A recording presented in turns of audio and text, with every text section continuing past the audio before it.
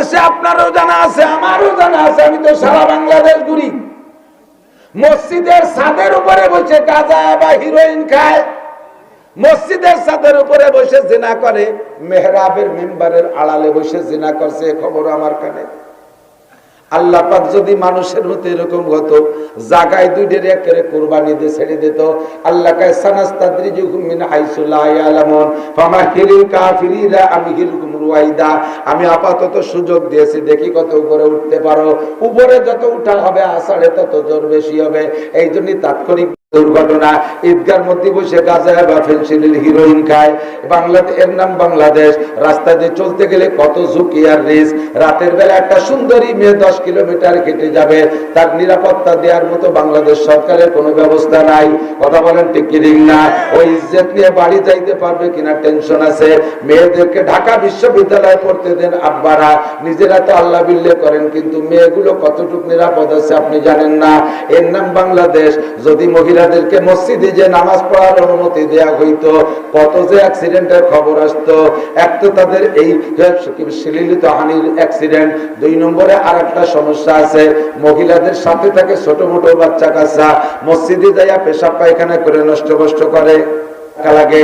পুরুষেরও পর্দা আর নারীরও পর্দা। পুরুষ রাস্তাঘাটে যাইতে পারে, গায়ে মাথায় কাপড় দেয়, শুধু নাভির উপর থেকে হাঁটুর নিচ পর্যন্ত এইটুকু একটা গামছা দিয়ে পরে আটকায় রাখলে হয়, অথবা একটা 3/4 প্যান্ট পরলে তার ফরজ ঢাকা হয়ে গেছে, তার পর্দা হয়ে গেছে। এবার নারীর পর্দা কেমন? চুলের আঘাত থেকে পায়ের তালু পর্যন্ত সব জায়গা ঢেকে রাখতে হবে। শুধু তাই নয়, তার মুখের আওয়াজ পর্যন্ত পর্দায় রাখতে হবে, তার পায়ের আওয়াজ পর্যন্ত পর্দায় রাখতে হবে। এমন বাড়ির 4 দেওয়ালের ভিতরে হাঁটবে মহিলা, পায়ের আওয়াজ যেন এমন শব্দ না হয় যে শব্দের আওয়াজ অলটপকায় বাইরের পুরুষের কানে যায়। শরীরে এমন একটা ঝাঁকুনি যেন না হয় অলংকারের ঝনঝনি শব্দ পর্দার আড়ালে বাউন্ডারি বেড়ার বাহিরে পর পুরুষের কানে যায়। মহিলা যদি দিনে রাত্রে তিলাওয়াত করে, কোরআন শরীফও তিলাওয়াত করে, ওই তিলাওয়াতের আওয়াজ যদি অলটপকায় বাইরের কোনো পুরুষের কানে যায়, যতজন পুরুষে তার তিলাওয়াতের আওয়াজ শুনবে, ওই মহিলা তিলাওয়াতের নেকি তো পাবেই না, পাবে না, বরঞ্চ অতজন পুরুষের সাথে তিলাওয়াতের সময় তার জিনার গুনাহ লেখা হবে। অথচ পুরুষে তিলাওয়াত করবে জোরে জোরে, পুরুষে আওয়াজ করে তিলাওয়াত করবে। পুরুষের তিলাওয়াতের মধ্যে জোর হইলে দোষ নাই, বরঞ্চ জায়গায় জায়গায় জোর হইলেও ভালো। আর মহিলার আওয়াজ জোরে হইলে তিলাওয়াতের মধ্যে গুনাহ হবে। পুরুষে মুনাজাত করবে, কান্নাকাটি করবে, চিল্লাই চিল্লাই কাঁদতে পারে, কিন্তু মহিলা যদি ঘরের মধ্যে মুনাজাত করে চিল্লাই চিল্লাইয়া, তার ওই মুনাজাতের আওয়াজ যদি বাইরে রাস্তাতে পর পুরুষটা শুনে, যতজন পুরুষে শুনবে মুনাজাত তো তার আসমানে যাবেই না, অতজন পুরুষের সাথে তার জিনার গুনাহ লেখা হবে। লাআল্লাকুম তাযাক্কারুন। হে মহিলা, সব জোড়ার থেকে তুমি শিক্ষা গ্রহণ করো। তোমাদের ইবাদত তোমরা বুঝে নাও, পুরুষের ইবাদত পুরুষে বুঝে নাও। পুরুষে যত ওপেন জায়গা, খোলা জায়গায় ইবাদত করবে, তার তত নেকি বেশি হবে। আমরা ঈদের নামাজ পড়ি খোলা জায়গায়, কথা বলেন। বিশ্ব ইজতেমায় 1 কোটি মানুষ খোলা জায়গায় নামাজ পড়ি, চরমোনাইয়ের ময়দানে 1/2 কোটি মানুষ খোলা জায়গায় নামাজ পড়ি, প্রত্যেকটা মাহফিলি যাই খোলা জায়গায় নামাজ পড়ি, জুমার নামাজ ওপেনে পড়ি, ঈদের নামাজ ওপেনে পড়ি, জানাজার নামাজ ওপেনে পড়ি, ইবাদত বন্দেগী খোলামেলা করি, জিকির ফিকির জোরে জোরে জোরে করি। ও দোস্ত, আমরা পুরুষের ইবাদত একরকম, আর নারীদের ইবাদত আল্লাহ পাক আলাদা রকম রেখেছে। পুরুষের নামাজ একরকম, নারীদের নামাজ আর একরকম। পুরুষরা জামাতে নামাজ পড়বে, নারীরা জামাতে নামাজ পড়বে না। পুরুষে ইমামতি করতে পারবে, নারী যত বড় আলেমা আর শিক্ষিতা হোক না কেন, কোনো দিনও মহিলারা ইমামতি করতে পারবে না। ফরজ নামাজের ইমামতিও করতে পারবে না, সুন্নাত নামাজের ইমামতিও করতে পারবে না, নফল নামাজের ইমামতিও করতে পারবে না। মহিলারা কোনো জায়গায় ইমামতি করতে পারবে না, ঈদের নামাজের ইমামতি করতে পারবে না, মহিলারা জামাতে নামাজই পড়বে না, মহিলারা মসজিদেও যাইতে পারবে না। কেন যাইতে পারবে না? সমস্যা আছে। মহিলারা যদি মসজিদে যাওয়ার অনুমতি পায়, এর নাম বাংলাদেশ। অনেকে হজ করে আইছে, হ্যাঁ মক্কা দেখলাম, মদিনায় দেখলাম, সৌদি আরব দেখলাম, আমাকে বাঙালি হুজুর খালি মশলা বানায়। সৌদি আর বাংলাদেশ এক হবে না কোনদিন। আরাফাতের ময়দানে হজের দিন 9 তারিখ মাগরিবের আযানের পরে আরাফাত থেকে মুজদালিফার দিকে রওনা দিতে হয়। হাজার হাজার হাজিরা গাড়িতে যায়, ট্রেনে যায়, বিভিন্ন মাধ্যমে যায়। আবার লক্ষ লক্ষ হাজিরা পায়ে হেঁটে এই 11 কিলোমিটার যায়। আমি একবার পায়ে হেঁটে গেছি 13 সালে। 1 কোটি খানিক মানুষ, 300-350 মিটার চওড়া রাস্তা। এই একসাথে মানুষগুলো রওনা দেয়, হাঁটা লাগে না। শুরুতে 2-3 মাইল হাঁটা লাগে না, খালি পড়িয়ে না যান, পড়ে গেলি আর অজহরে হয়ে যাবে। টাইনি টুরে দাঁড়ায় থাকবেন, অন্যাসে স্রোতের গতিতে সরতে থাকবেন, আপনার হাঁটা লাগবে না। নিঃশ্বাস নিয়ে ছাড়বেন, এত চাপা চাপ দম ছাড়তে জানবার হয়েছে। উপর দিয়ে হেলিকপ্টারে করে পানি ছাড়ে, আবার পাইপের মাথায় এরকম 5টা করে সিক দিয়ে আছে, তার মাথায় যে পাইপ দিয়ে পানি ছাড়ে, শিশিরের মতো ঠান্ডা পানি। তারপরও মানুষ গাইমে যায়। নারী আর পুরুষ একসাথে গায়ে গায়ে ধাক্কা ধাক্কি ঠাসাঠাসি করতে করতে যায় রাতের বেলা। 11 কিলোমিটার পথ যাওয়া লাগবে মুজদালিফা। রাতের অন্ধকারে রাতের বেলা এই 11 কিলোমিটার পথ মানুষে যাইতেছে। পাকিস্তানি, মিশরি, ইরানি সুন্দরী সুন্দরী যুবতী মহিলারা পুরুষের সাথে এমন করে ঠেলাঠেলি ঠাসাঠাসি করতে করতে হাঁটে। অথচ একজন পুরুষের মনের ভিতরেই, একজন পুরুষের মনের মধ্যে ওই সংক্রান্ত কোনো কুচিন্তা আসে না। একটা মহিলার অন্তরের মধ্যে এমন কুধারণা আসে না। ওই জায়গাটা এমন হাঁটাহাঁটির ভিতর দিয়ে শুধু হাসরের মাঠের কথা মনে পড়ে। ও আল্লাহ, মাত্র এই কয়েকজন মানুষ আছে, তাই ময়দানের এই অবস্থা। আর আদম থেকে কিয়ামত পর্যন্ত মানুষ দুনিয়ায় একটা ময়দানে জমা হবে, হাসরের মাঠ। ওই দিন কেমন অবস্থা হবে এই কল্পনাটা ভিতরে থাকে।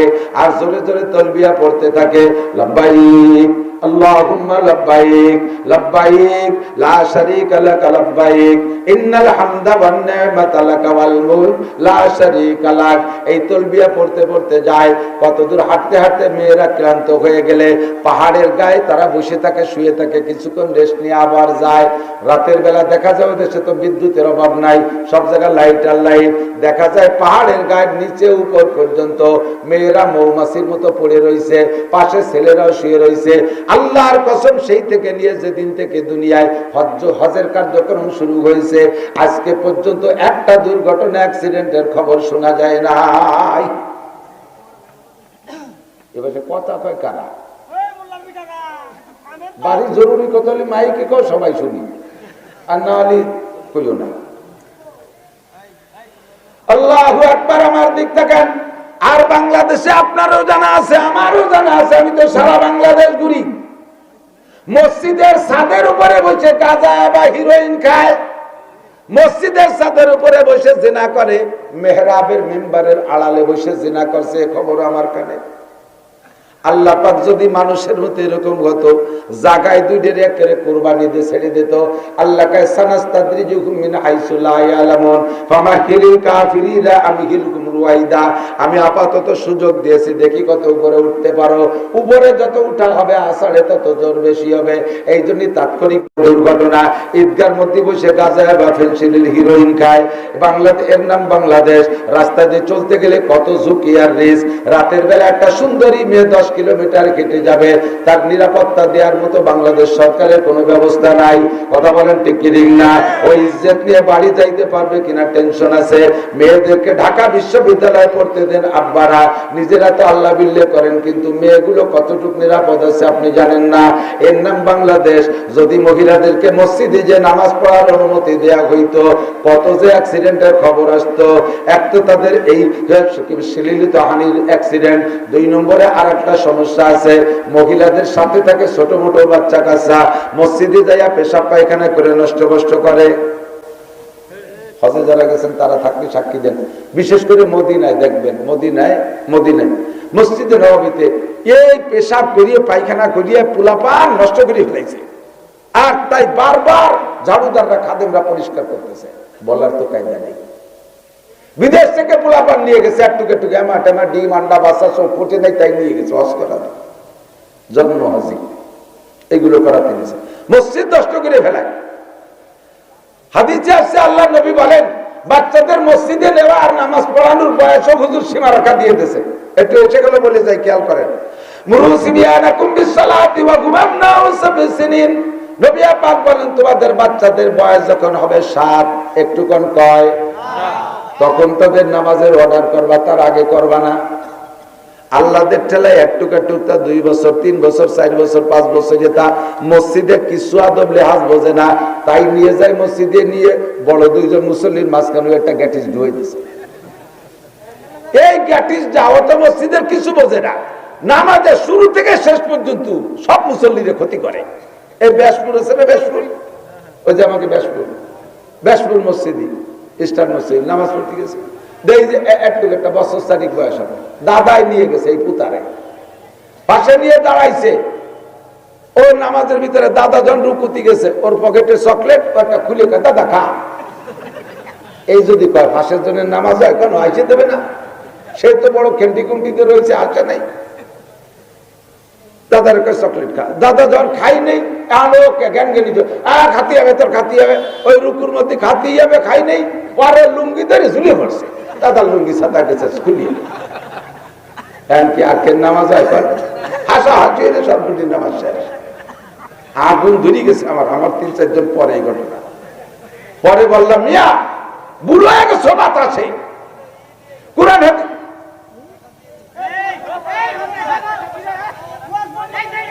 এত মোটর সাইকেলের ফটফটে আবার দাঁড়ায় কথা কেন, একটু বোধ থাকা দরকার।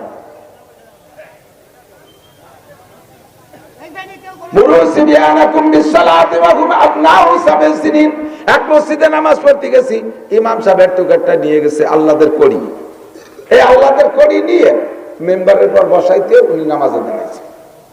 ও কি বসে থাকছিস? এমনি জামানার এক টুকটা ফুটে এই কম্পিউটার বোঝে, ফেসবুক মোবাইল দেখতে দেখতে সব কিছু পাইয়া। রুহু তো এক সময় পয়দা, যে বাড়ি যে কটা হবে সালের বানাইছে, থায়ে বানাইছে, বুড়োকে সব দেখে বতি হয়ে গেছে। কি বোঝাতে বোঝে তা কর কায়দা। আরো হুজুর গেছিলে মেয়ে বেশি ভটভটি হয়, বসাইতেছে 1 রেখাত 2 রেখাত অতি অতি ও সপ্তাহে কাতারের মধ্যে দিয়ে তওয়াফ করে আইছে। যার সামনে যায় তার তো মেজাজ আগুন হয়ে যাচ্ছে, কিন্তু নামাজের মধ্যে কিছু করতে পারে না। লাস্টে যা করছে, যাইয়া ঘুরিয়ে যাইয়া ইমামের সামনে দাঁড়ায়, ওর বাপের সামনে দাঁড়াইয়া পায়জামা রাবার নামাই দিয়ে দাঁড়াইছেন, মুতি দিচ্ছে। এবং সকালে একটা অ্যাক্সিডেন্ট হয়ে গেছে, নামাজ ছেড়ে দেন। আমি যে অ্যাক্সিডেন্ট তোরে করা দরকার দাদা, জানিস কি জন্য সাড়ে না কি বাড়ি নেড়ু, ওনারটা খালি নেড়ু। এই বক্তারাও সাথে ছেলেমেয়েদেরকে পোলাপান নিয়ে যায়, আমার মেজাজ আগুন হয়ে যায়। আমার 7টা ছেলে মেয়ে, 5টা ছেলে, 2টি মেয়ে, আমি জেন দেখেছি, একটা পোলাপান আমি সাথে নিয়ে যায়, একটারও নেই না। সেদিন এক বক্তার আমি সতর্ক করে দিছি যে ভাই এভাবে বাচ্চা কাচ্চা নিয়েন না, রাস্তাঘাটে অ্যাক্সিডেন্ট হলে আপনি বাপ মরেন, সাথে গোষ্ঠী শুদ্ধ মরবে, পোলাপান গুলো মরবে। রাস্তাঘাটে ডাকাতি হতে পারে, বড় মানুষ ডাকাতির আক্রমণ, তার একটা সহনীয় ক্ষমতা আছে, ওই পোলাপান ডাকাতি রাতে রামদাও দেখলে স্টক করে মরে যাবে। এই কইতে কইতে 5-6 দিন পরে সেই বক্তা ডাকাতি রাতে ধরা পড়ছে কিশোরগঞ্জ। শেষে আমার ফোনে কয় যে হুজুর তওবা করছে, জীবনে নেব না। ছেলে মেয়ে কেউ কেউ ইদানিং দেখতেছি এর ফ্যামিলি সব বউ নিয়ে আসে ওয়াজ করতে, বউরে মাস্তুরাতের বক্তা, তবলিগালা রয়েছে মাস্তুরাতের তবলিগ, আর এরা হচ্ছে মাস্তুরাতের বক্তা, বউ নিয়ে এসে ভিতরে ডুয়ে দিচ্ছে, তুমি ওয়াজ করো বিটিকে, আর লাস্টে ফিটিয়াটা যাতে ঘটি কম্বল গোছায় গাড়িতে উঠে কোনোটা আমার ভালো লাগে না। এসে গেলে খালি পেয়ে গেলাম আর কি। সাতের আগে বাচ্চাদেরকে মসজিদে নেবেন না, সাতের থেকে পড়ার হুকুম করবেন, সাতের আগে পড়তেও বলবেন না, স্কুল কলেজে যাওয়ার জন্য বিরক্ত করবেন না। প্রথম সন্তান হইলে মানুষের তাড়াতাড়ি তাদেরকে লেখাপড়া শিখে পণ্ডিত বানাতে চায়।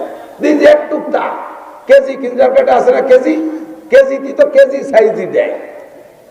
3 বছর শিশু শ্রেণী, মানে ক্লাসে উঠার আগে বলে 4 শ্রেণী, শিশু শ্রেণী, পুলাপান শ্রেণী, নাবালেক শ্রেণী, দুধ খাওয়া শ্রেণী, ফিডার শ্রেণী, এই করিয়া তারপর এগুলো যায় 10-12 খান বই দিয়েছে, তা পারে না বইয়ে নীতি। অত বই আনতে পারে না, ভাবি আপনি নিয়ে আসেন। এই ভাবি দেহের একটা সম্মেলন করছে, প্রত্যেকটা কেজি স্কুলে একটা ভাবি সম্মেলন, বাচ্চা কাচ্চাদের ওর মধ্যে দিয়ে কয় মহিলা গাছতলা বসে বসে যত গিবাদ শিকার পচা দড়ি দরবার করতে তালে দেয়। শাড়ি চুরির প্রতিযোগিতা, বোরকার প্রতিযোগিতা, অলঙ্কারের প্রতিযোগিতা, প্রসাদনীর প্রতিযোগিতা, এগুলো হয়ে যাওয়ার পরে এরপরে সংসার ধরে। আবার আপনার শাউরি কেমন, কতটা পুরো সুন্নি, শ্বশুর ওটা পুরো দাতাল, ওই শয়তানের জ্বালাতে টিকতে পারলাম না, করতে গেছে ছেলে মেয়ে নিয়ে। স্বামী কেমন? ও তো একটা আবাল দামড়া, বুদ্ধি নাই। দেওয়ার কেমন? ও তো একটা নুস্য। সবাই ইতিহাস পছন্দ। তোর ভোট কাটাতে পারি ভালো হয়েছে, এই কিন্তু নিজের সে রোজা থাইয়ে ফরিদপুর যা লাগছে, কত বিটাকে ধাক্কা খাইছি তা তো কর না। উনি বোরকা কিনতে গেছে। এই বোরকা, প্রসাধনী, অলংকার, এইগুলোর প্রতিযোগিতা আর পারিবারিক বিবাদ, আর এ নিয়ে এই করতে গেছে ওই কেজি স্কুল খুলিয়ে ছোট্ট ছোট্ট এক টুকটা মার দিতে ধোয়া মায়। অত পারিস কেন? 4 বছর বয়স হয়ে গেলে এখনো ম্যাট্রিক পাস করলো না, কবে লেখাপড়া করবে? এখন ইংরেজিতে কথা বলতে পারে না। আবাল তুই কয় লাইনই ঘুরি তুইছিস? আমি তো 2.5 পাস। উনি পুরো 2 না, উনি 2.5, আর এক টুকটা ইংরেজিতে কথা বলতে পারে না, তার জন্য তার মানে। আমাকে হুজুররাও এই 3-4 বছরে তাই না, হুজুর আমার একটি সূরা আর রহমান শুনতে পারে। এই 4 বছরে আর রহমান মুখস্থ করছি, ওর 30 বছর 30 পারা মুখস্থ হবে না। ব্রেন একবার হিট হয়ে গেলে, সেট গরম হয়ে গেলে, ওর তো এখন সে ধারণ ক্ষমতা হয় নাই। বিশ্বনবী মুহাম্মদ রাসূলুল্লাহ, বিশ্ববিজ্ঞানী, বাচ্চা কাচ্চাদের পড়ারও একটা বয়সের পরিমাণ দিয়ে দিয়েছে। 7-এর আগে পড়তে বলবা না। 7 হয়ে যাবে, দেখবেন ওই বাচ্চাই আপনাকে বিরক্ত করবে। ও এসে বলবে, ওর মারে বলবে, আম্মু আপুরে কানা বই কিনে দিতি, সবাই স্কুলে যাচ্ছে, আমার স্কুল ড্রেস কিনে, আমার জন্ম নিবন্ধন নিয়ে দিতি, আমি ভর্তি হবো। পাগল করে খাবে 7 হওয়ার পরে। আর এর আগে দেবেন পারবো না। ভর্তি বসে তুমি ভরো না, আমি আমারে ভর্তি কর। ছেলে তোর মারে কয়, তোমরা নিজেরা ভরো না, খালি আমারে ভর্তি কর। এগুলো করা যাবে। বাচ্চাদের দায়িত্ব, মাদের দায়িত্ব ঘরের ভিতরে। মারা হলেন প্রথম শিক্ষিকা। মায়ের কাছ থেকে সন্তানরা ভাষা শেখে। মারা শুদ্ধ ভাষায় কথা বলবেন, নিজেরা আঞ্চলিক ভাষায় কথা বললেও বাচ্চাদেরকে আপনারা শুদ্ধ ভাষায় কথা বলা শিখাবেন। মাদের কাছ থেকে বাচ্চারা ভাষা শেখে, যার কারণে ভাষার নাম মাতৃভাষা। ভাষার নাম কি? বাপের ভিটে আমাদের জন্ম, বাপের এলাকায় আমরা বসবাস করি, বাপের এলাকার কথা বলি, অথচ ভাষার নাম মাতৃভাষা। কারণ সন্তানরা ভাষা শেখে মায়ের কাছ থেকে। মা যদি গালাগালি কাজাকাজি করেন, বাচ্চাও কিন্তু সেই গালাগালি শিখবে। মা যদি বিয়াদবি করেন, তাহলে বাচ্চাও সেই বিয়াদবি শিখবে। মা যদি দিনদার, ইমানদার, পরহেজগার হয়, তাহলে তার মেয়েগুলো এরকম ভালো হয়। মা ভালো হইলে মেয়ে ভালো, মা ভালো হইলে মেয়ে ভালো হয়। হাজারো প্রবাস সাল্লাল্লাহু আলাইহি ওয়াসাল্লাম। طلب العلم فريضة على كل مسلم سبحانك لا علم لنا إلا ما علمتنا إنك أنت العليم الحكيم رب اشرح لي صدري ويسر لي أمري واحلل عقدة من لساني يفقهوا قولي رب زدني علما اللهم بارك لنا في رجب وشعبان وبلغنا رمضان اللهم أرنا الحق حقا وارزقنا اتباعه وأرنا الباطل باطلا وارزقنا اجتنابه সকলে বলি আমিন।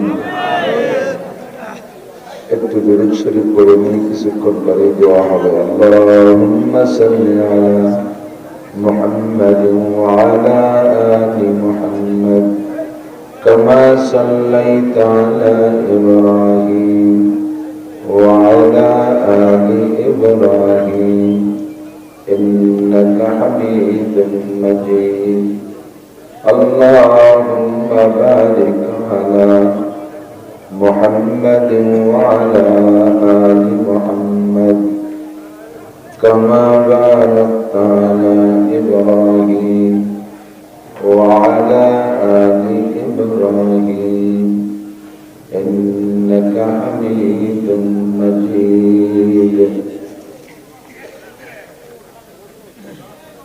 রঙ্গরার কান্দি খাদিমুল ইসলাম মাদ্রাসা এতিমখানা প্রতিষ্ঠাতা আলহাজ হযরত কাজী রকমানুদ্দিন সাহেব রহমাতুল্লাহ আলাইহি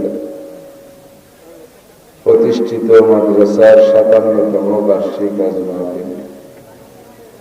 মাহফিলের সম্মানিত সভাপতি হযরত মাওলানা নিজামউদ্দিন বিন জলিলুল হক সাহেব, দাওয়াতি উলামায়ে কেরাম, মাদ্রাসার আজিজ আমতলাবা, প্রাণপ্রিয় দেশবাসী, অত্যন্ত দামি মাস শাবান মাস, আর 25-26 দিন পরে আসতেছে সমস্ত মাসের নেতা মাস রমজান মাস। আল্লাহ পাক রব্বুল আলামিন শাবান মাসের বিশেষ সময় আমাদেরকে ঈশার নামাজ বা জামাত আদায় করে কিছু হিদায়াতের কথা বলা এবং শোনার প্রস্তুতি নিয়ে বসার তৌফিক এনায়েত করেছেন। শুকর আদায় করে আলহামদুলিল্লাহ। সময় একেবারে কম, কথাটা বললে আপনারা অনেকেই কষ্ট পান। সারা রাত সময় থাকতে সময় কম কয় কেন?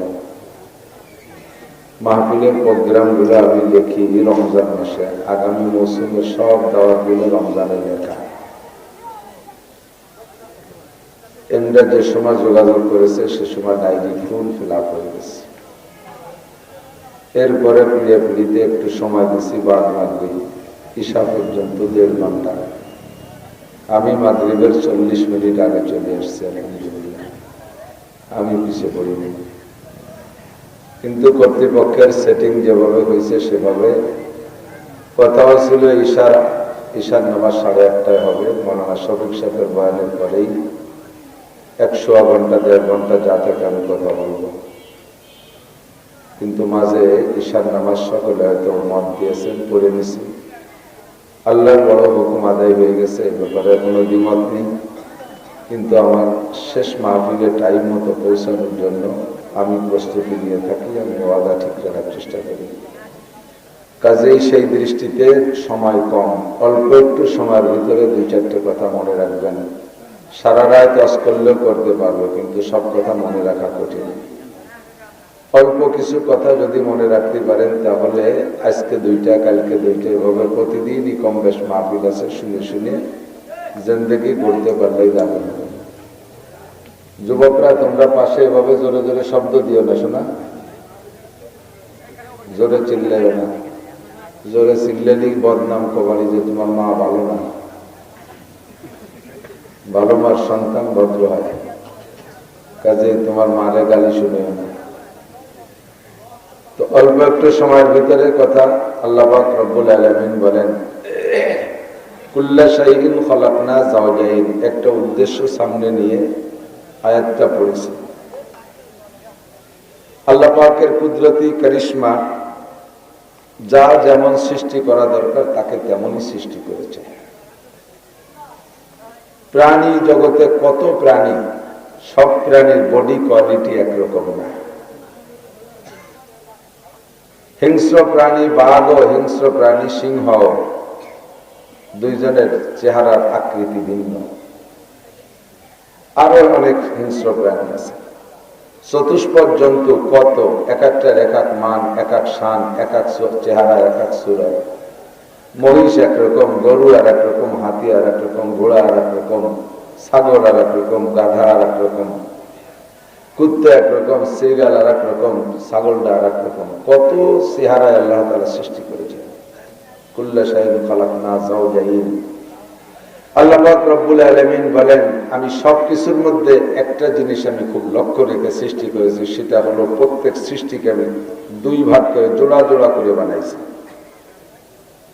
যেখানেই তাকাবেন সেখানেই জোড়া আছে, জোড়া দেখতে পারবেন। শুধু একটা জায়গায় জোড়া নাই, সেটা হলো কুল হুয়াল্লাহু, আল্লাহর কোন জোড়া, ঠিক না? শুধু আল্লাহরই জোড়া নাই, আল্লাহই বেজোড়। এজন্য নবী পাক বলেন, ইন্নাল্লাহা বিত্রুন ইউহিব্বুল বিত্রা, আল্লাহ তাআলা বেজোড়, এজন্য বেজোড়কে আল্লাহ পছন্দ করেন। দেখবেন ইবাদতের ক্ষেত্রে ওযুতে কুলি কয়বার করা সুন্নাত? বেজোড়। নাকে কয়বার পানি? মুখে কয়বার পানি?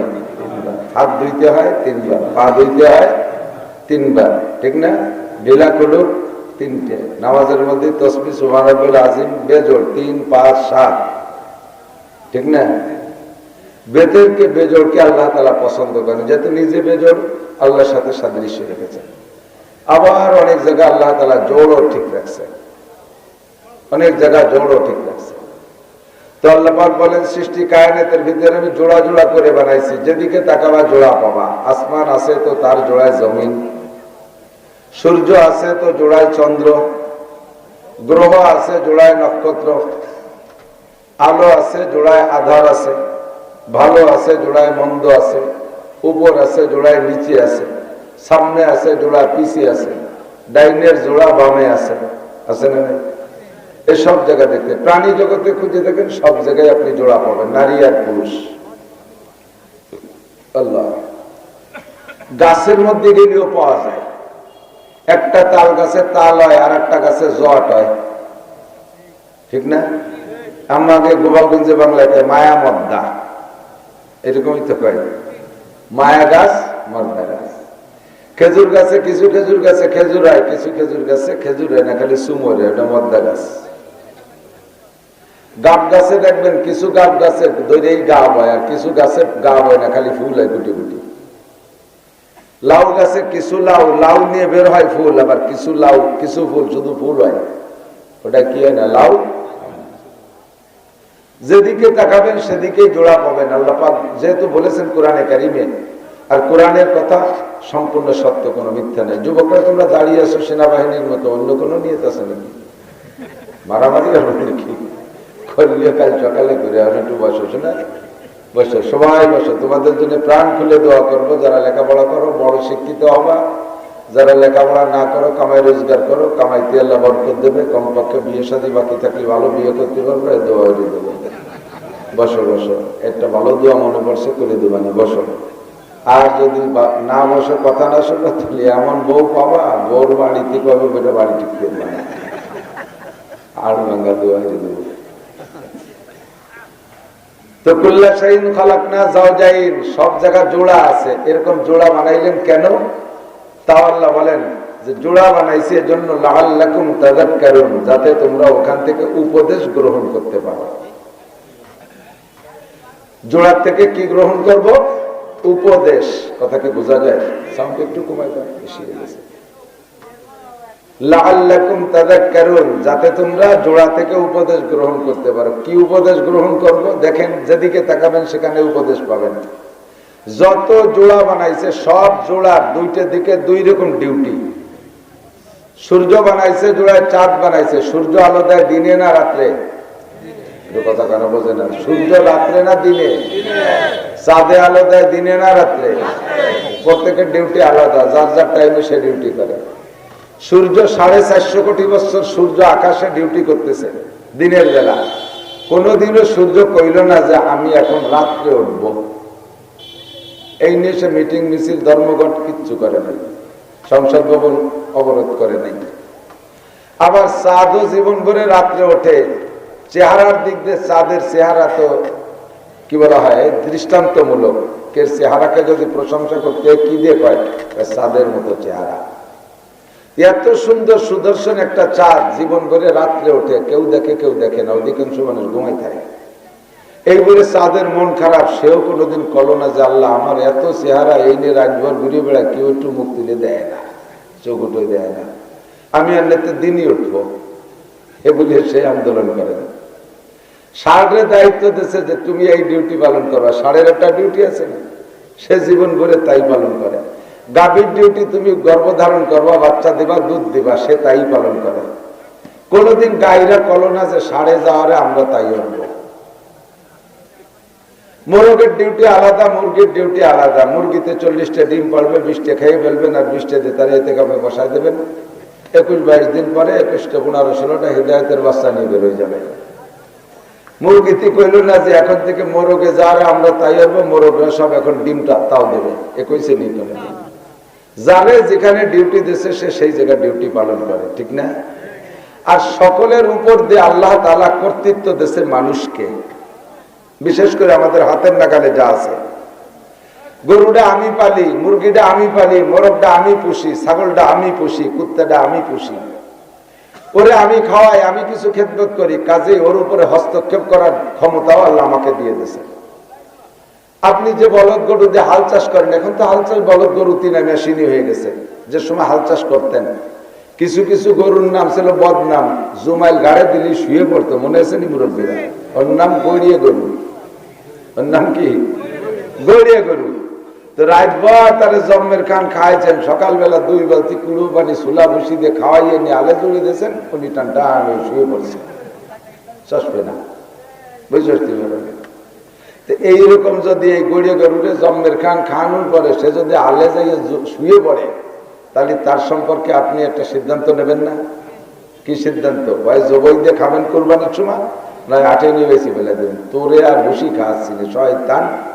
1 মণ খেড়ের দাম 1200 টাকা, খেড়ো মাকে বিক্রি হয়। তো গাইডারে দায়িত্ব দিচ্ছেন, তুমি বাচ্চা দিবা আর দুধ দিবা।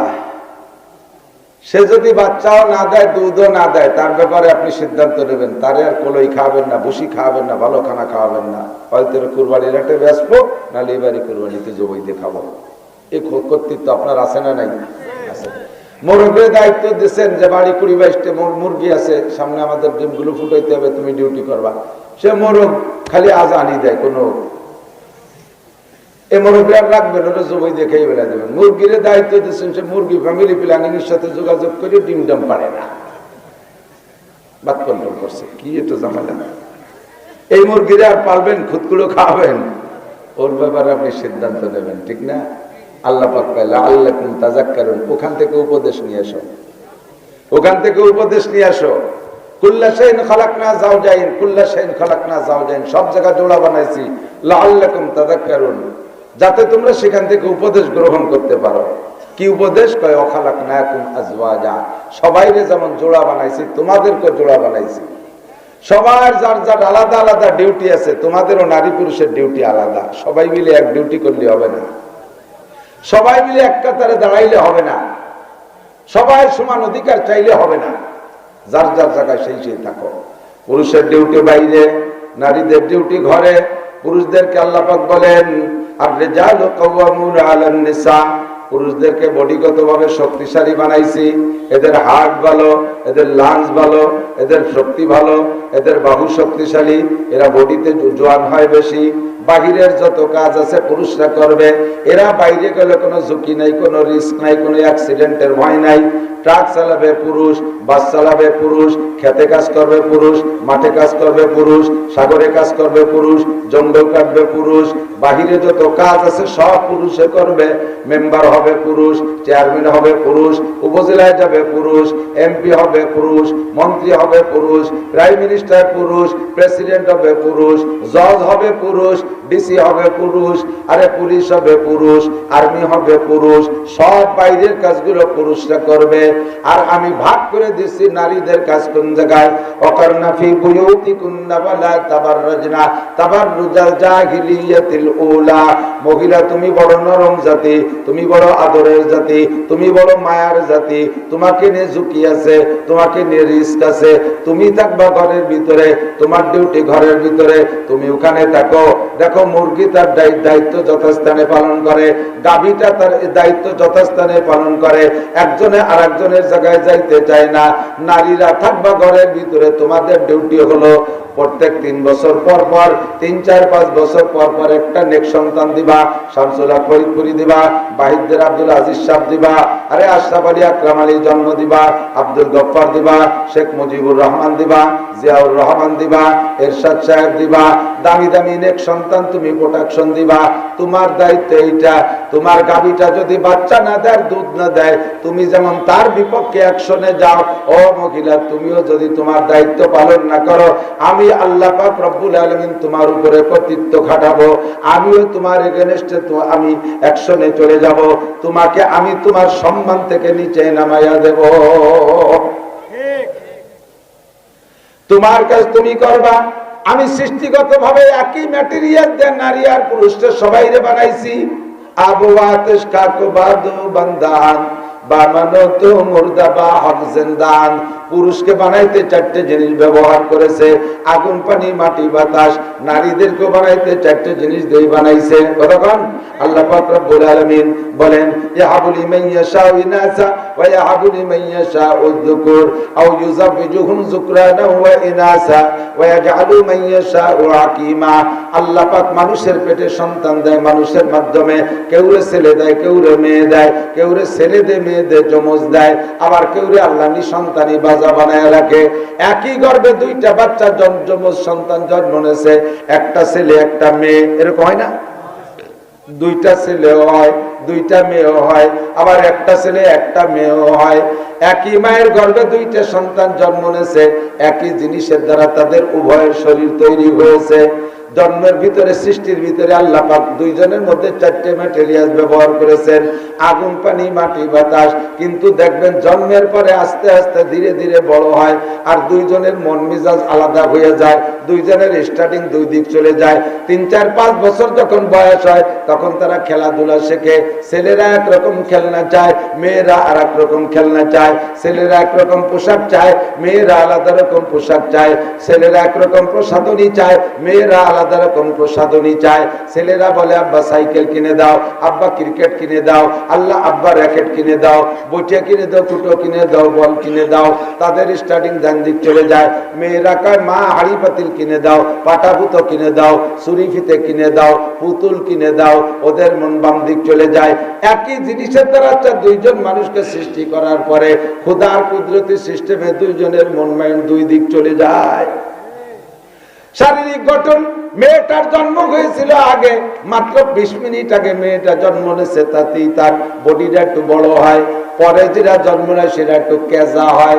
ছেলেটা হয়েছে পরে, বডিতে জন্মের সময় ছোট হয়েছে, কিন্তু সময় মতো দেখা যায় মেয়েরা আবার বলিষ্ঠ হয় বেশি। 14-15 বছর বয়সে ধম করে মেয়েটা বেটি হয়ে গেছে, তার বিয়ের যোগ্য। এই 14-15 বছর পর্যন্ত ছেলেটা কেমন জেংটি হয়ে পড়ে রয়েছে, উজোয় না ভাই টুইও না, টাইটে রয়েছে। 16-18 বছর অতিক্রম করার সময় একটা জাকি মারে 6 ফুট। মেয়েটা যত তাড়াতাড়ি বাড়ুক আর বলুক, ও 5 ফুট 2 ইঞ্চিতে থাইমা গেছে, আর ছেলেটা একটু ধীরে ধীরে বাড়ছে। কিন্তু যখন বাড়ছে একে ধাক্কায় 6 ফুট। দুইজনের শারীরিক অবস্থা আলাদা রকম। মেয়েটার জন্য আপনি প্রসাধনী কিনতে যাবেন, বুড়ো বাপ কসমেটিক্স এর দোকানে যায়, দোকানদারে বলবেন, হ্যাঁ নান্টু একটা ফেয়ার অ্যান্ড লাভলি দে। ফেয়ার অ্যান্ড লাভলি তো নান্টু কয় কি কাকা, জেন্টস না লেডিস? বুড়ো তো ওই যে আবার কথা কয়, এই ভালো মার ছেলে, কথা কইস কেন? সালতানগর কান্দা লাগলে তো গেঞ্জাম বোধহয় বাড়ি যেতে রেডি তাই। প্রত্যেকটা কথাই খুব টাইটের সাথে কয়। আল্লাহ হেসাক ধরাই কাজিয়ারা মানুষ, তোমাকে সাথে গেঞ্জাম বোঝাবো না দোস্ত, তোমরা নরমে বসো। অল্প একটু সময় তা আবার হয়ে গেল বেশি খানিক। এদিক কি বলছি, ফেয়ার অ্যান্ড লাভলি দেন দাও। যুবক দোকানদার চাচারা জিজ্ঞেস করছে, চাচা জেন্টস না লেডিস? চাচা তো ইংরেজি বোঝে না, উনি মনে হচ্ছে জেন না ইনসান, তাই কয় যে জেন ইনসান বুঝি না, আমার সকিনে ব্যবহার করবে, সকিনে। তখন যুবক বলছে, কাকা ঠিক আছে বুঝছি, জেন্টস লেডিস বোঝা লাগবে না। বুঝাইতে চাইছে জেন্টস আর লেডিস, নারী আর পুরুষ, ত্বকের মধ্যে আল্লাহ পার্থক্য করে দিছে। নারীদের জন্য যে ত্বক আল্লাহ দিয়েছে, ওই ত্বকের জন্য ফেয়ার অ্যান্ড লাভলি আলাদা। ওই ফেয়ার অ্যান্ড লাভলি যদি যুবকরা ব্যবহার করে, পুরুষরা ব্যবহার করে, তাদের চেহারা নষ্ট হয়ে যাবে, তাদের ত্বক নষ্ট হবে। পুরুষের জন্য বানাইছে যেটা, এটা যদি নারীরা ব্যবহার করে তাদের ত্বক নষ্ট হবে। বোঝা যায় আল্লাহ পাক সব জায়গায় পার্থক্য করে দিয়েছে। কথা ঠিক কি না? শারীরিক গঠনের পার্থক্য।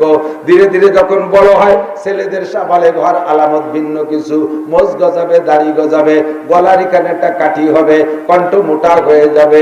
অন্যান্য ভাবে বোঝা যায় ছেলেটা সাবালেগ হইছে। আর মেয়েরা সাবালেগ হইলে তাদের শারীরিক গঠনের পরিবর্তন অন্য জায়গায়। একই জিনিস দিয়ে তৈরি, আল্লাহ পাক 2 ভাগ করে কি সুন্দর বড় করতেছে। আল্লাহু আকবার।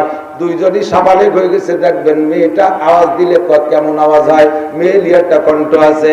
আর ছেলেরা আওয়াজ দিলে বাঘের মতো গর্জে ওঠে, কণ্ঠ পরিবর্তন হয়ে যায়, ঠিক না? আল্লাহু আকবার। আল্লাহ পাক রব্বুল আলামিন বলেন, এই জন্য আমি নারী আর পুরুষকে দুই ভাগ করে দিয়ে প্রত্যেকের ডিউটি আমি আলাদা করে দিয়েছি, প্রত্যেকের ইবাদত বন্দেগী আমি পার্থক্য করে দিয়েছি।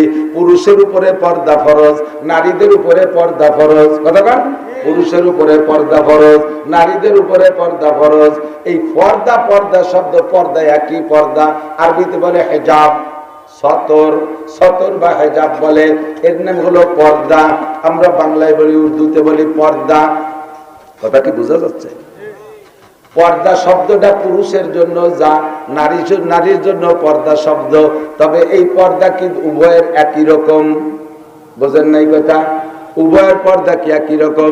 এক বাড়ি 10 জন পুরুষ থাকে, কোনো মহিলা নাই, ও বাড়ি কোনো বেকি বেড়া দেয়া লাগে না, বাউন্ডারি বেড়া দেয়া লাগে না, ঠিক না? এক বাড়ি একটা মহিলা থাকলে তার সিকিউরিটির জন্য চতুর্পাশে কমপক্ষে পাটখড়ি দিয়ে হোক আর কলার পাতা দিয়ে হোক বেড়া দিয়ে তারে ঘিরে রাখা লাগে। পুরুষেরও পর্দা আর নারীরও পর্দা। পুরুষ রাস্তাঘাটে যাইতে পারে, গায়ে মাথায় কাপড় দেয়, শুধু নাভির উপর থেকে হাঁটুর নিচ পর্যন্ত, এইটুকু একটা গামছা দিয়ে পরে আটকায় রাখলে হয়, অথবা একটা 3 কোয়ার্টার প্যান্ট পরলে তার ফরজ ঢাকা হয়ে গেছে, তার পর্দা হয়ে গেছে। এবার নারীর পর্দা কেমন? চুলের আঘাত থেকে পায়ের তালু পর্যন্ত সব জায়গা ঢেকে রাখতে হবে। শুধু তাই নয়, তার মুখের আওয়াজ পর্যন্ত পর্দায় রাখতে হবে, তার পায়ের আওয়াজ পর্যন্ত পর্দায় রাখতে হবে। এমন বাড়ির 4 দেওয়ালের ভিতরে হাঁটবে মহিলা, পায়ের আওয়াজ যেন এমন শব্দ না হয় যে শব্দের আওয়াজ অলটপকায় বাইরের পুরুষের কানে যায়। শরীরে এমন একটা ঝাঁকুনি যেন না হয় অলংকারের ঝনঝনি শব্দ পর্দার আড়ালে, বাউন্ডারি বেড়ার বাহিরে পর পুরুষের কানে যায়। মহিলা যদি দিনে রাত্রে তিলাওয়াত করে, কোরআন শরীফ তিলাওয়াত করে, ওই তিলাওয়াতের আওয়াজ যদি অলটপকায় বাইরের কোন পুরুষের কানে যায়, যতজন পুরুষে তার তিলাওয়াতের আওয়াজ শুনবে, ওই মহিলা তিলাওয়াতের নেকি তো পাবেই না, পাবে না, বরঞ্চ অতজন পুরুষের সাথে তিলাওয়াতের সময় তার জিনার গুনাহ লেখা হবে। অথচ পুরুষে তিলাওয়াত করবে জোরে জোরে, পুরুষে আওয়াজ করে তিলাওয়াত করবে। পুরুষের তিলাওয়াতের মধ্যে জোর হইলে দোষ নাই, বরঞ্চ জায়গায় জায়গায় জোর হইলেও ভালো। আর মহিলার আওয়াজ জোরে হইলে তিলাওয়াতের মধ্যে গুনাহ হবে। পুরুষে মুনাজাত করবে, কান্নাকাটি করবে, চিল্লাই চিল্লাই কাঁদতে পারে, কিন্তু মহিলা যদি ঘরের মধ্যে মুনাজাত করে চিল্লাই চিল্লাইয়া, তার ওই মুনাজাতের আওয়াজ যদি বাইরে রাস্তাতে পর পুরুষটা শুনে, যতজন পুরুষে শুনবে মুনাজাত তো তার আসমানে যাবেই না, অতজন পুরুষের সাথে তার জিনার গুনাহ লেখা হবে। লাআল্লাকুম তাযাক্কারুন, হে মহিলা, সব জোড়ার থেকে তুমি শিক্ষা গ্রহণ করো। তোমাদের ইবাদত তোমরা বুঝে নাও, পুরুষের ইবাদত পুরুষে বুঝে নাও। পুরুষে যত ওপেন জায়গা, খোলা জায়গায় ইবাদত করবে, তার তত নেকি বেশি হবে। আমরা ঈদের নামাজ পড়ি খোলা জায়গায়, কতক্ষণ? বিশ্ব ইজতেমায় 1 কোটি মানুষ খোলা জায়গায় নামাজ পড়ি, চরমোনাইয়ের ময়দানে 1/2 কোটি মানুষ খোলা জায়গায় নামাজ পড়ি, প্রত্যেকটা মাহফিলে যাই খোলা জায়গায় নামাজ পড়ি, জুমার নামাজ ওপেনে পড়ি, ঈদের নামাজ ওপেনে পড়ি, জানাজার নামাজ ওপেনে পড়ি, ইবাদত বন্দেগী খোলামেলা করি, জিকির ফিকির জোরে জোরে জোরে করি। ও দোস্ত, আমরা পুরুষের ইবাদত একরকম আর নারীদের ইবাদত আল্লাহ পাক আলাদা রকম রেখেছে।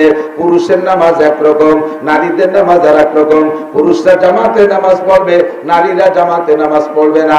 পুরুষে ইমামতি করতে পারবে, নারী যত বড় আলেমা আর শিক্ষিতা হোক না কেন, কোনো দিনও মহিলারা ইমামতি করতে পারবে না।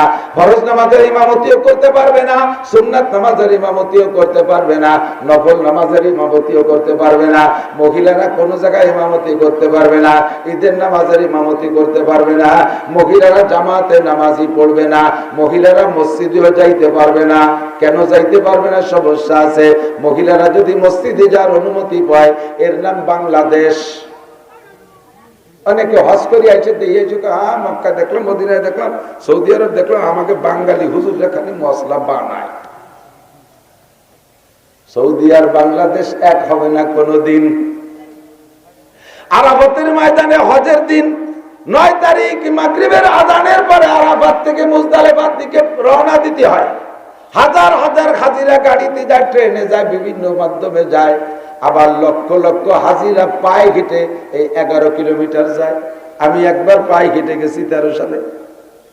1 কোটি খানিক মানুষ, 300-350 মিটার চওড়া রাস্তা, এই একসাথে মানুষগুলো রওনা দেয়। হাঁটা লাগে না, শুরুতে 2-3 মাইল হাঁটা লাগে না, খালি পড়িয়ে না যান।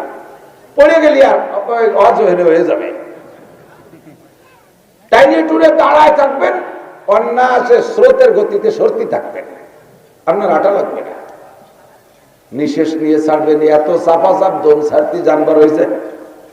উপর দিয়ে হেলিকপ্টারে করে পানি ছাড়ে, আবার পাইপের মাথায় এরকম 5টা করে সেক দিয়ে আছে, তার মাথায় দিয়ে পাইপ দিয়ে পানি ছাড়ে, শিশিরের মতো ঠান্ডা পানি। তারপরও মানুষ গাইমে যায়। নারী আর পুরুষ একসাথে গায়ে গায়ে ধাক্কা ধাক্কি ঠাসাঠাসি করতে করতে যায় রাতের বেলা। 11 কিলোমিটার পথ যাওয়া লাগবে মুজদালিফা। রাতের অন্ধকারে রাতের বেলা এই 11 কিলোমিটার পথ মানুষে যাইতেছে। পাকিস্তানি, মিশরি, ইরানি সুন্দরী সুন্দরী যুবতী মহিলারা পুরুষের সাথে এমন করে ঠেলাঠেলি ঠাসাঠাসি করতে করতে হাঁটে, অথচ একজন পুরুষের মনের ভিতরেই, একজন পুরুষের মনের মধ্যে ওই সংক্রান্ত কোনো কুচিন্তা আসে না। একটা মহিলার অন্তরের মধ্যে এমন কুধারণা আসে না। ওই জায়গাটা এমন হাঁটাহাঁটির ভিতর দিয়ে শুধু হাসরের মাঠের কথা মনে পড়ে। ও আল্লাহ, মাত্র এই কয়েকজন মানুষ আছে, তাই ময়দানের এই অবস্থা। আর আদম থেকে কিয়ামত পর্যন্ত মানুষ দুনিয়ায় একটা ময়দানে জমা হবে, হাসরের মাঠ। ওই দিন কেমন অবস্থা হবে এই কল্পনাটা ভিতরে থাকে। আর জোরে জোরে তালবিয়া পড়তে থাকে, লব্বাইক আল্লাহুম্মা লব্বাইক লব্বাইক লা শারীকা লাক লব্বাইক ইন্নাল হামদা ওয়ান নি'মাতা লাক ওয়াল মুলক লা শারীকা লাক। এই তালবিয়া পড়তে পড়তে যায়। কতদূর হাঁটতে হাঁটতে মেয়েরা ক্লান্ত হয়ে গেলে পাহাড়ের গায়ে তারা বসে থাকে, শুয়ে থাকে, কিছুক্ষণ রেস্ট নিয়ে আবার যায়। রাতের বেলা দেখা যায় দেশে তো বিদ্যুতের অভাব নাই, সব জায়গায় লাইট আর লাইট। দেখা যায় পাহাড়ের গায়ের নিচে উপর পর্যন্ত মেয়েরা মৌমাছির মতো পড়ে রয়েছে, পাশে ছেলেরাও শুয়ে রয়েছে। আল্লাহর কসম, সেই থেকে নিয়ে যেদিন থেকে দুনিয়ায় হজের কার্যক্রম শুরু হয়েছে আজকে পর্যন্ত একটা দুর্ঘটনা, অ্যাক্সিডেন্টের খবর শোনা যায় নাই। এবারে কথা কয় কারা? বাড়ি জরুরি কথা হলে মাইকে কও, সবাই শুনি, আর না হলে কইও না। আল্লাহু আকবার। আমার দিক তাকান। আর বাংলাদেশে আপনারও জানা আছে, আমারও জানা আছে, আমি তো সারা বাংলাদেশ ঘুরি। মসজিদের ছাদের উপরে বসে গাঁজা বা হিরোইন খায়, মসজিদের ছাদের উপরে বসে জিনা করে, মেহরাবের মিম্বারের আড়ালে বসে জিনা করছে, খবর আমার কানে। আল্লাহ পাক যদি মানুষের মতো এরকম হতো, জাগায় দুইটার একেবারে কুরবানি দিয়ে ছেড়ে দিত। আল্লাহ কায় সানাস্তাদরিজুহুম মিন হাইসু লা ইয়ালামুন ফামাহিলিল কাফিরিনা আমহিলকুম রুয়াইদা। আমি আপাতত সুযোগ দিয়েছি, দেখি কত উপরে উঠতে পারো। উপরে যত উঠা হবে আষাঢ়ে তত জোর বেশি হবে। এই জন্যই তাৎক্ষণিক দুর্ঘটনা। ঈদগার মধ্যে বসে গাঁজা বা ফেন্সিডিল হিরোইন খায়। বাংলাদেশ, এর নাম বাংলাদেশ। রাস্তা দিয়ে চলতে গেলে কত ঝুঁকি আর রিস্ক। রাতের বেলা একটা সুন্দরী মেয়ে 10 কিলোমিটার কেটে যাবে, তার নিরাপত্তা দেওয়ার মতো বাংলাদেশ সরকারের কোনো ব্যবস্থা নাই। কথা বলেন ঠিক কি না? ওই ইজ্জত নিয়ে বাড়ি যাইতে পারবে কিনা টেনশন আছে। মেয়েদেরকে ঢাকা বিশ্ববিদ্যালয়ে পড়তে দেন আব্বারা, নিজেরা তো আল্লাহ বিল্লে করেন, কিন্তু মেয়েগুলো কতটুকু নিরাপদ আছে আপনি জানেন না। এর নাম বাংলাদেশ। যদি মহিলাদেরকে মসজিদে যে নামাজ পড়ার অনুমতি দেয়া হইতো, কত যে অ্যাক্সিডেন্টের খবর আসতো। এক তো তাদের এই শ্লীলিত হানির অ্যাক্সিডেন্ট, 2 নম্বরে আর একটা সমস্যা আছে, মহিলাদের সাথে থাকে ছোট মোটো বাচ্চা কাচ্চা, মসজিদে যাইয়া পেশাব পায়খানা করে নষ্ট কষ্ট করে।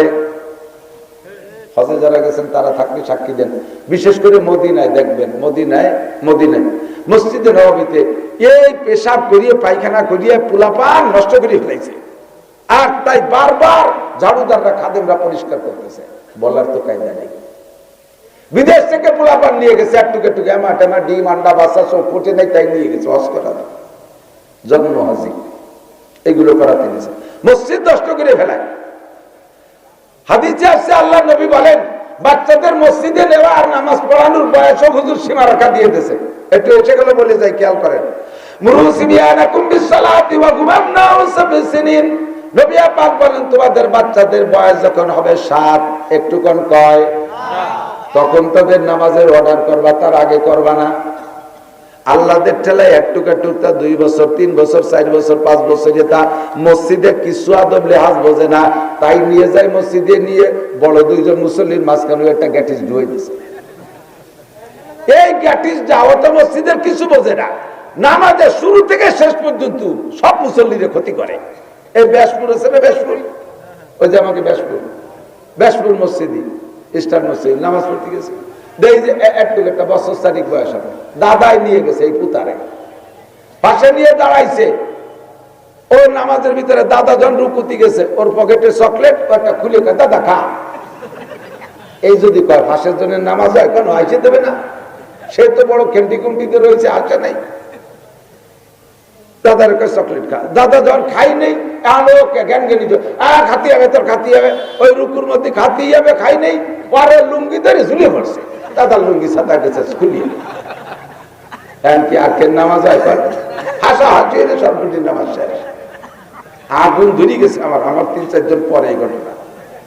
পরে বললাম, মিয়া বুড়ো হয়ে গেছো বাতাসে, কোরআন হাতে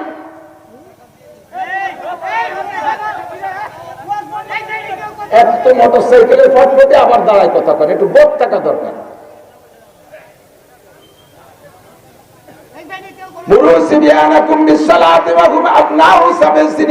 এক মসজিদে নামাজ পড়তে গেছি, ইমাম সাহেব একটু একটা নিয়ে গেছে আল্লাহদের কড়ি, এই আল্লাহদের কড়ি নিয়ে মেম্বারের পর বসাইতে উনি নামাজে দাঁড়াইছে। ও কি বসে থাকছিস? এমনি জামানার একটুকটা ফুটে এই কম্পিউটার বোঝে, ফেসবুক মোবাইল দেখতে দেখতে সব কিছু পাইয়া। রুহু তো এক সময় পয়দা, যে বাড়ি যে কটা হবে সালের বানাইছে, থায়ে বানাইছে, বুড়োকে সব দেখে বতি হয়ে গেছে। কি বোঝাতে বোঝে তা কর কায় দেখে। আরো হুজুর গে ছেলে মেয়ে বেশি ভটভটি হয়, বসাইতেছে 1 রেখাত 2 রেখাত অতি অতি ও সবাই কাতারের মধ্যে দিয়ে তওব করে আইছে। যার সামনে যায় তার তো মেজাজ আগুন হয়ে যাচ্ছে, কিন্তু নামাজের মধ্যে কিছু করতে পারে। লাস্টে যা করছে যাইয়া ঘুরিয়ে যাইয়া ইমামের সামনে দাঁড়ায়, ওর বাপের সামনে দাঁড়াইয়া পায়জামা রাবার নামাই দিয়ে দাঁড়াইছেন, মুতিয়ে দিচ্ছে। ইমাম সাহেব একটা অ্যাক্সিডেন্ট হয়ে গেছে, নামাজ ছাড়িয়ে দেন। আমি যে অ্যাক্সিডেন্ট তোরে করা দরকার দাদা, জানিস কি জন্যি সাড়ে না কি বাড়ি নেড়ু, ওনারটা খালি নেড়ু। এই বক্তারাও সাথে ছেলেমেয়েদেরকে পোলাপান নিয়ে যায়, আমার মেজাজ আগুন হয়ে যায়। আমার 7টা ছেলে মেয়ে, 5টা ছেলে, 2টে মেয়ে, আমি জেন দেখেছি একটা পোলাপানের সাথে নিয়ে যায়, একটারও নেই না। সেদিন এক বক্তার আমি সতর্ক করে দিছি যে ভাই এভাবে বাচ্চা কাচ্চা নিয়েন না, রাস্তাঘাটে অ্যাক্সিডেন্ট হলে আপনি বাপ মরেন, সাথে গোষ্ঠী শুদ্ধ মরবে, পোলাপান গুলো মরবে। রাস্তাঘাটে ডাকাতি হতে পারে, বড় মানুষ ডাকাতির আক্রমণ তার একটা সহনীয় ক্ষমতা আছে, ওই পোলাপান ডাকাতি রাতে রামদাও দেখলে স্টক করে মরে যাবে। এই কইতে কইতে 5-6 দিন পরে সেই বক্তা ডাকাতি রাতে ধরা পড়ছে কিশোরগঞ্জ। শেষে আমার ফোনে কয় যে হুজুর তওবা করছে, জীবনে নেব না। ছেলে মেয়ে কেউ কেউ ইদানিং দেখতেছি এর ফ্যামিলি সব বউ নিয়ে আসে ওয়াজ করতে, বউরে মাস্তুরাতের বক্তা, তবলিগালা রয়েছে মাস্তুরাতের তবলিগ, আর এরা হচ্ছে মাস্তুরাতের বক্তা। বউ নিয়ে আসে ভিতরে ডুবে দিচ্ছে, তুমি ওয়াজ করো বিটিকে, আর লাস্টে ফিটিয়াটা যাতে গটি কম্বল গোছায় গাড়িতে উঠে কোনোটা আমার ভালো লাগে না। এসে গেলে খালি পেয়ে গেলাম আর কি। সাতের আগে বাচ্চাদেরকে মসজিদে নেবেন না, সাতের থেকে পড়ার হুকুম করবেন, সাতের আগে পড়তেও বলবেন না, স্কুল কলেজে যাওয়ার জন্য বিরক্ত করবেন না। প্রথম সন্তান হইলে মানুষের তাড়াতাড়ি তাদেরকে লেখাপড়া শিখে পণ্ডিত বানাতে চায়। দিদি একটু তা কেজি কিনজারপেটে আছে না, কেজি তো কেজি সাইজই দেয়। 3 বছর শিশু শ্রেণী, মানে ক্লাসে উঠার আগে বলে 4 শ্রেণী, শিশু শ্রেণী, পুলাপান শ্রেণী, নাবালেক শ্রেণী, দুধ খাওয়া শ্রেণী, ফিডার শ্রেণী, এই করিয়া তারপর এগুলো যায় 10-12 খান বই দিয়েছে, তা পারে না বইয়ে নীতি। অত বই আনতে পারে না, ভাবি আপনি নিয়ে আসেন। এই ভাবি দেহের একটা সম্মেলন করছে, প্রত্যেকটা কেজি স্কুলে একটা ভাবি সম্মেলন, বাচ্চা কাচ্চাদের ওর মধ্যে দিয়ে কয় মহিলা গাছতলা বসে বসে যত গিবাদ শিকার পচা দড়ি দরবার করতে তালে দেয়। শাড়ি চুরির প্রতিযোগিতা, বোরখার প্রতিযোগিতা, অলঙ্কারের প্রতিযোগিতা, প্রসাদনীর প্রতিযোগিতা, এগুলো হয়ে যাওয়ার পরে এরপরে সংসার ধরে। আবার আপনার শাউরি কেমন, কতটা পুরো সুন্নি, শ্বশুর ওটা পুরো দাতাল, ওই শয়তানের জ্বালায় তো টিকতে পারলাম না, করতে গেছে ছেলে মেয়ে নিয়ে। স্বামী কেমন, ও তো একটা আবাল দামলা, বুদ্ধি নাই। দেওয়ার কেমন, ও তো একটা নুস্য, সবাই ইতিহাস পছন্দ। তোর মোট কাটাতে পারি ভালো হয়েছে, এই কিন্তু নিজের সেই রোজা থাইয়ে ফরিদপুর যা লাগছে, কত বিটাকে ধাক্কা খাইছি তা তো কর না, তুমি বোরকা কিনতে গেছে। এই বোরকা, প্রসাধনী, অলংকার, এইগুলোর প্রতিযোগিতা আর পারিবারিক গিবাদ, আর এ নিয়ে এ করতে গেছে ওই কেজি স্কুল খুলিয়ে ছোট্ট ছোট্ট একটুকটা মারতে ধুমা মায়। অত বারিশ কেন? 4 বছর বয়স হয়ে গেলে এখনো ম্যাট্রিক পাস করলো না, কবে লেখাপড়া করলো, এখন ইংরেজিতে কথা বলতে পারে না। আবার তুই কয় লাইনি পড়ি তুইছিস? আমি তো 2.5 পাস।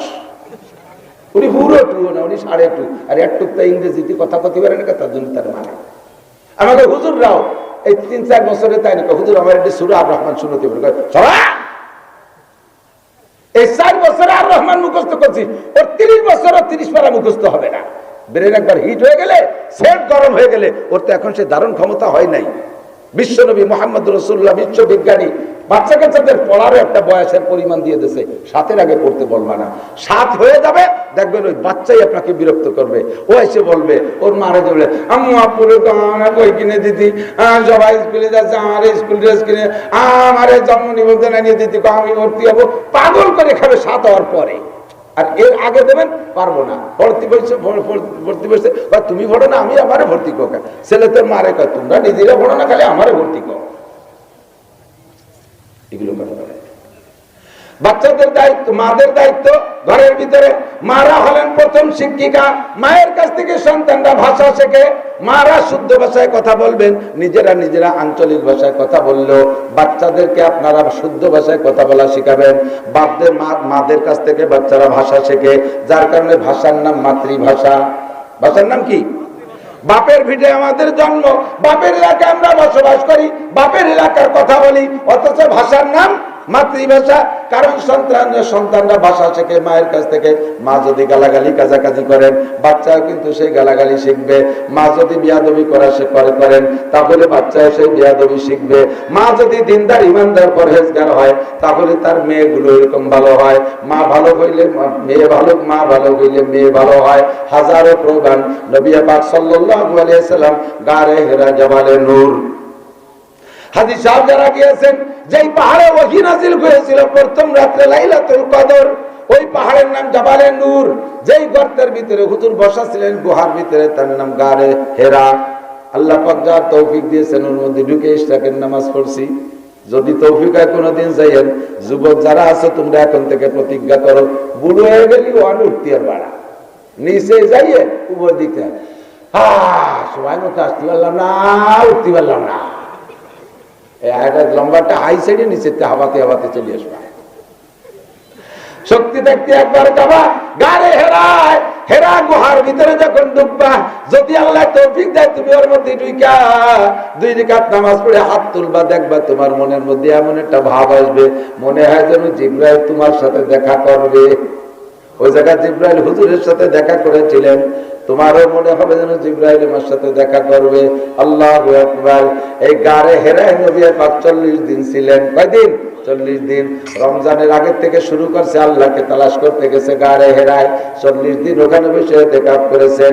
এই জায়গা তখন নিচে কোনো গ্রাম বাড়ি ছিল না, ঘর বাড়ি কিছুই ছিল না, পাহাড় আর পাহাড়, চতুর্দিক দিয়ে পাহাড়। এখন পাহাড় কাইটে সমতল করে শহর বানায় ফেলাইছে। শহরটার নাম হলো আজিজিয়া। জাবালে হিরার নিচে দিয়ে শহরের নাম আজিজিয়া। এই জায়গায় নবী পাক সাল্লাল্লাহু আলাইহি সাল্লাম একা 40 দিন, দিন এবং রাত্রে, কারেন্টও নাই, লাইটও নাই, মোমবাতিও নাই, কোনো বাতি নাই। দিনের বেলা দিনের আলো, রাতের বেলা অন্ধকারে বসে বসে আল্লাহকে পাওয়ার জন্য ধ্যান করে। আর এই 40টা দিন খাইলেন কি? মক্কা থেকে গারে হেরা 3 কিলোমিটার পথ, এখন সমতলে। আর সে সময় ছোট ছোট টিলা টপকায় যা লাগতো। মা খাদিজাতুল কুবরা রাদিয়াল্লাহু তাআলা আনহার বয়স তখন 55 বছর। কত? মহিলারা 55 বছরে বুড়ি হয়ে যায়, আয়েশা হয়ে যায়। 55 বছর বয়সের পরে 99% মেয়েদের মাসিক হয় না, বার্ধক্য দিকে চলে যায়। তাদের যৌন সব ক্ষমতা সব দুর্বল হয়ে যায়, সৌর্যবীর্য লুজ হয়ে যায়, বার্ধক্যে চলে যায়, বুড়ি হয়ে যায়। খাদিজাতুল কুবরা 55 বছরে বুড়ি মহিলা। মক্কা থেকে তার স্বামীর খেদমতের জন্য, মুহাম্মদুর রাসূলুল্লাহ খেদমতের জন্য সকালে একবার, বিকেলে একবার, এই কয়েক কিলোমিটার পথ টপকায়া খানা নিয়ে সেই পাহাড়ে উঠতেন। সেই সময় পাহাড়ের গায়ে কোনো সিঁড়ি দেওয়া হয় নাই।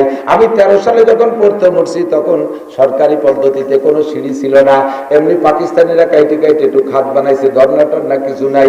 সৌদি আরবে বহু পাহাড় দেখছি ওই রকম বেঢঙ্গা পাহাড় আর নাই, উঠা বড় রিস্ক। গত 2 বছর 3 বছর আগে এক যুবক উঠতে যে স্লিপ করে পড়ে মরেই গেছে, বড় ঝুঁকিপূর্ণ জায়গা।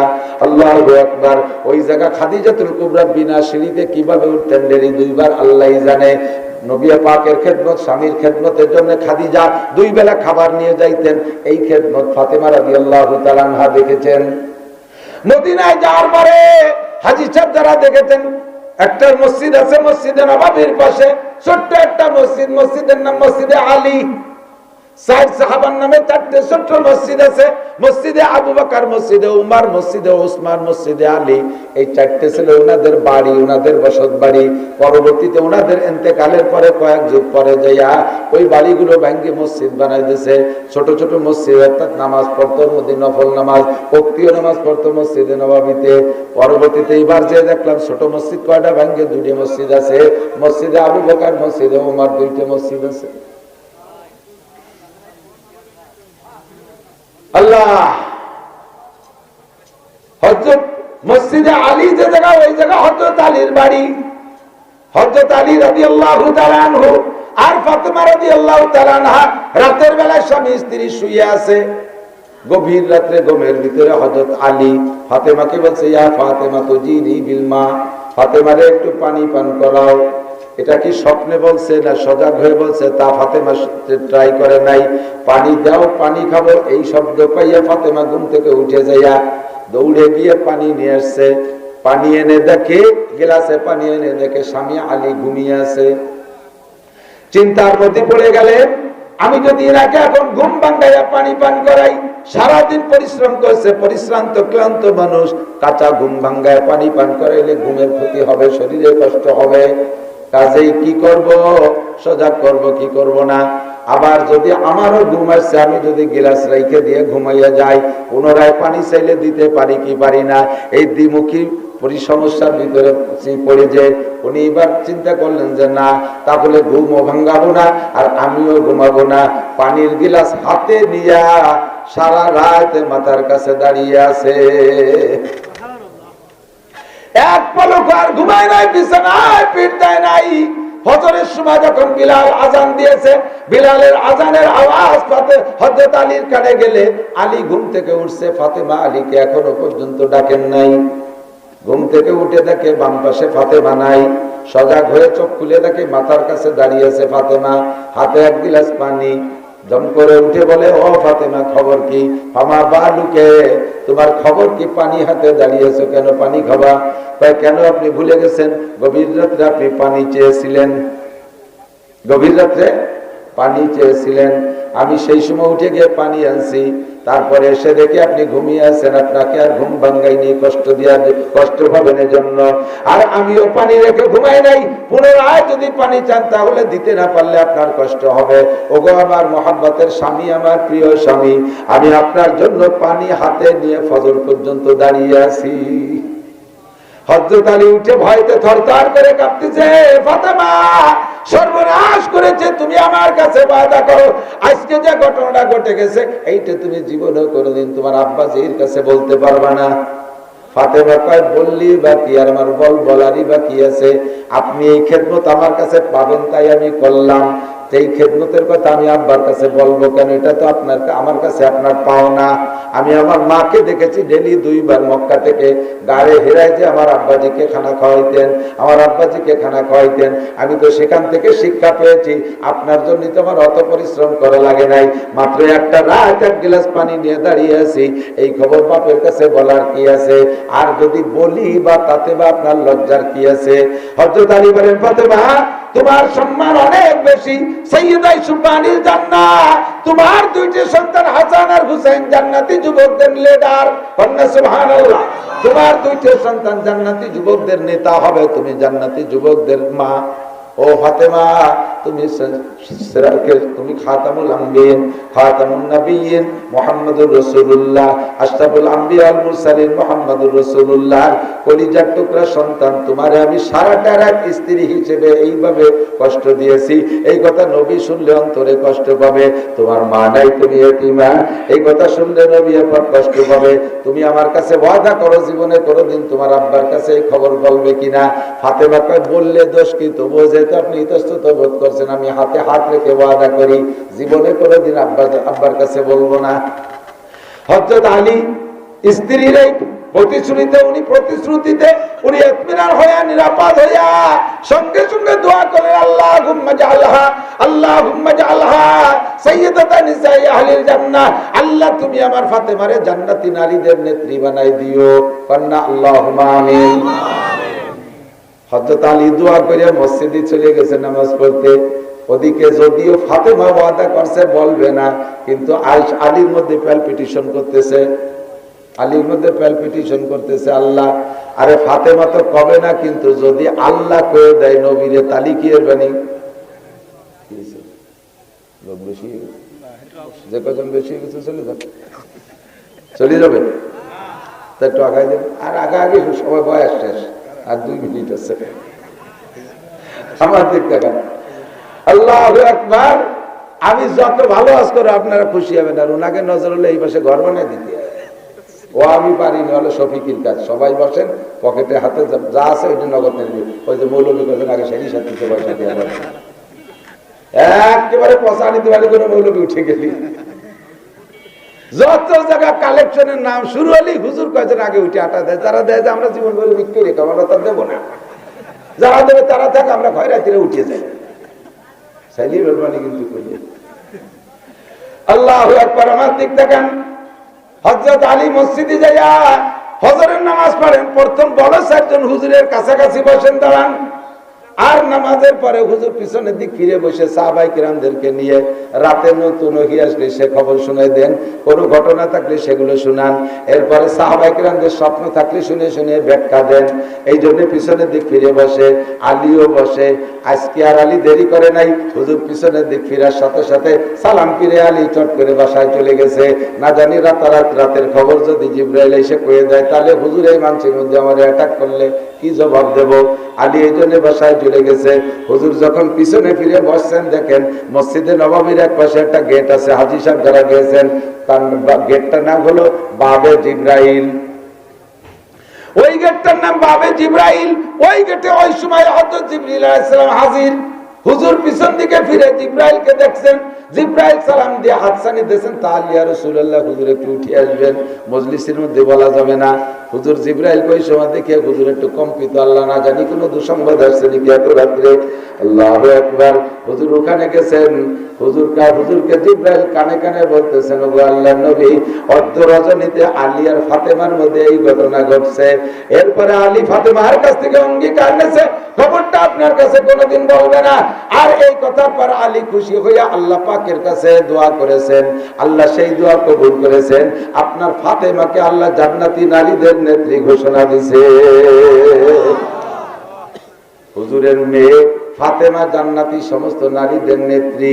এই খবরটা হুজুর শুনলে হুজুর বেজার না খুশি? এই খুশি সামলাইতে না পারে সাহাবায়ে কিরামদেরকে বললেন, আলাইকুম বিল মাকান, তোমরা যে যে জায়গা আছে ওই জায়গায় বসে থাকো, নড়ো না, আমি খবরটা জায়গা মতো পৌঁছে আসি। ওই জায়গা থেকে এবার আলীর বাড়ির দিকে হুজুর আস্তে আস্তে গুড়ি পায়ে হাঁটতেছে। আলী রাদিয়াল্লাহু তাআলা ঘরের মধ্যে থেকে ঘরের মধ্যে থেকে দেখছে যে হুজুর আসতেছে, এবার কাম সারা হয়ে গেছে।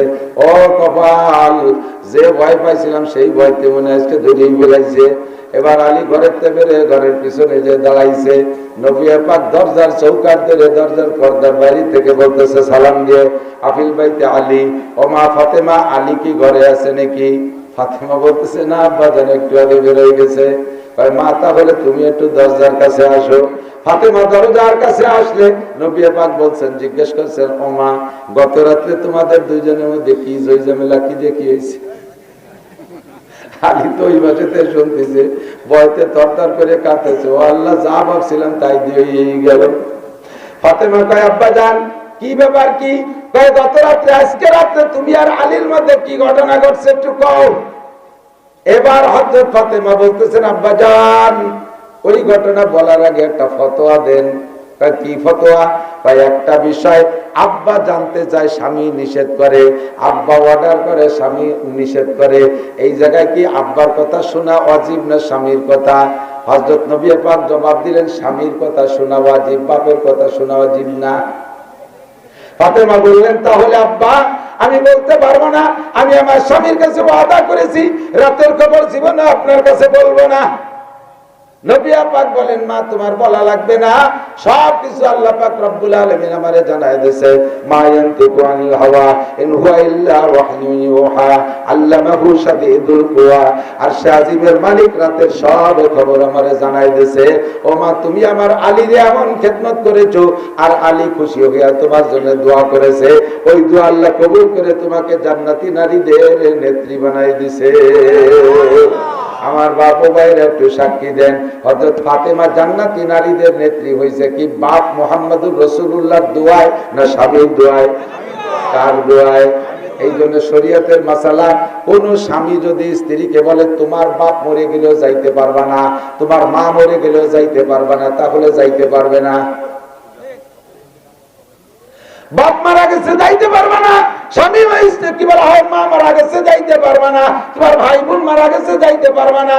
স্বামী যদি নিষেধ করে যাইতে পারবে না। কিন্তু আমাদের দেশে মশলা উল্টে গেছে, এই চকের ওই পাশে একজন মরে গেছে, চক সিরিয়ে পিএস ভাঙ্গিয়ে উড়াকান্দির বিটিকে মতো দৌড়িতে তারে তাই বিটিটা দলে দলে যায় না, দেন না যাইয়ে সেই বাড়ি যায়, সেই বিটারে দেখবে তোমার কি কিছু হয় না, সবাই আইছে তাই আইছি, সে তালে তালে কান্দে, তুই কান্দিস কে? সবাই কান্দে তাই কান্দি, কি বিয়ান বিনি কান্দা, ওনারা সেই জায়গা কান্তি ডাকছে। মানুষ মারা গেলে এভাবে দলে দলে যায়, স্বামী নিষেধ করলে কোথাও যাইতে পারবে না। ও মহিলারা সাবধান, যে কথা বলতে যে সরে চলে আসছি, স্বামীদেরকে আল্লাহ পাক পুরুষ নারীদের উপরে, পুরুষদেরকে আল্লাহ পাওয়ার দিয়েছে। পুরুষদের কাজ এক জায়গা, মহিলাদের কাজ আর আলাদা জায়গা। মহিলারা ঘর সামলাবে, সন্তানদেরকে গঠন করার দায়িত্ব হলো মহিলাদের। মা যদি হয় এরকম, মেয়ে হয় ফাতেমার মতো, কথা বলেন, মা যদি হয় খাদিজার মতো, মেয়ে হয় ফাতেমার মতো। মা যদি হয় শামসুল হক ফরিদপুরীর মায়ের মতো, সন্তানরা হয় শামসুল হক ফরিদপুরী। মা যদি হয় হাফেজজির মার মতো, সন্তানরা হয় মুহাম্মদুল্লাহ হাফেজজি। আর মা যদি হয় ফজলুল করিম চরমুনার পীর সাহেবের মায়ের মতো, সন্তানরা হয় বিশ্ববিখ্যাত পীর ফজলুল করিম চরমুনার পীর সাহেব, কথা কোন ঠিক কি ঠিক না? আর মা যদি হয় মুমতাজের মতো, সন্তান হবে আব্দুল কাদের জিলানীর মতো। নুসো ওয়াদবায়েশ আসুসা আপা দুয়া, ঠিক না? সন্তান জাকাত হবে। এজন্য মাদের ভূমিকা ঘরের ভিতরে পালন করবেন। আল্লাহ পাক তোমাদেরকে আলাদা করে সৃষ্টি করেছে, তোমাদের ডিউটি ঘরের ভিতরে, বাইরে তোমরা যাবা না। আর আমরা পুরুষদের ডিউটি বাহিরে, আমাদের ঘরের ভিতরে ডিউটি না। তবে আপনাকে লয়ে বিব্রত রহিতে আসে নাই কে বনি পারে, সকলের তরে সকলে মুরা, প্রত্যেকে মুরা পরের তরে। ব্যাখ্যা বিশ্লেষণ করার সময় নেই, আমার টাইম এসে 5 মিনিট বেশি হয়ে গেছে। ব্যাখ্যা বিশ্লেষণের সময় নেই, আমার দিক তাকান। আপনাকে লয়ে বিব্রত রহিতে আসে নাই কে বনি পারে, সকলের তরে সকলে মুরা, প্রত্যেকে মুরা পরের তরে। আপনারা পুরুষদের ভেটো পাওয়ার আছে, নারীরা আপনাদের খাদেমা।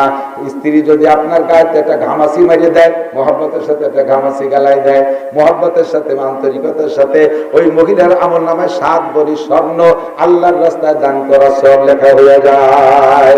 মহিলা যদি স্বামীর জুতো সুদা করে দেয়, 7 ভরি স্বর্ণ দান করার সওয়াব। জামা কাপড় ধৌত করে দেয়, 7 ভরি স্বর্ণ দান করার সওয়াব। হাত্তাল লুকমাতে ফি ফিহে, এমনকি একটা খাদ্য লুকমা যদি মহিলা মহব্বতের সাথে স্বামীর মুখের মধ্যে উঠে দেয়, 7 ভরি স্বর্ণ দান করার সওয়াব পায়। এমন নাকি মহিলা পায়।